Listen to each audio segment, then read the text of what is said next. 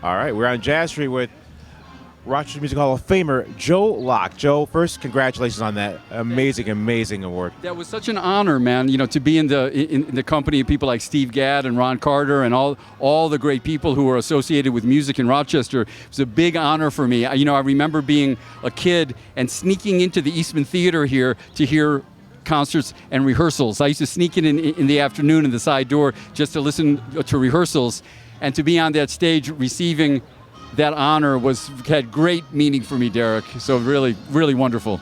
So Joe, give us an idea what it was like to be you growing up in the 70s, playing with all the people coming through Rochester, along with Spider Martin, and being part of that amazing Rochester scene as a kid.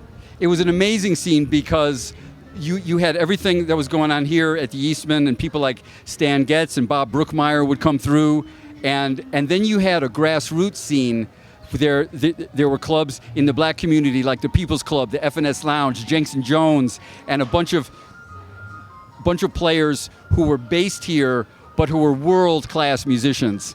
And there was people like Steve Davis, who had played with John Coltrane's band, and Vinnie Ruggiero, who played with George Coleman back in New York, and Slide Hampton and people like that.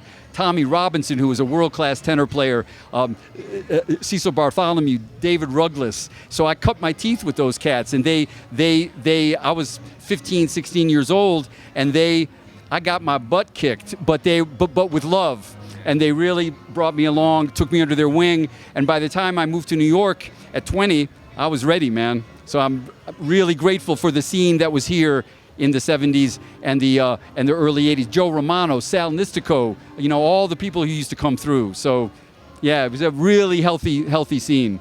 Speaking with Joe Locke, so Joe, give us an idea of your show tonight. Who are you playing with, and what's it going to sound like? Well, for me, I'm playing with two musicians who operate on a higher frequency. I've had the pleasure of playing with some great musicians, all over the world, but Jeffrey Keyser, the pianist, and Tommy Smith, the saxophonist, for me, are the very best on their individual instruments and really sublime musicians.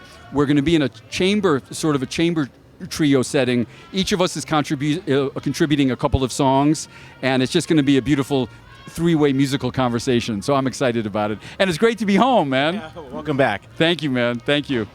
Beautiful, Derek. Thanks for everything you do, too, man. Beautiful.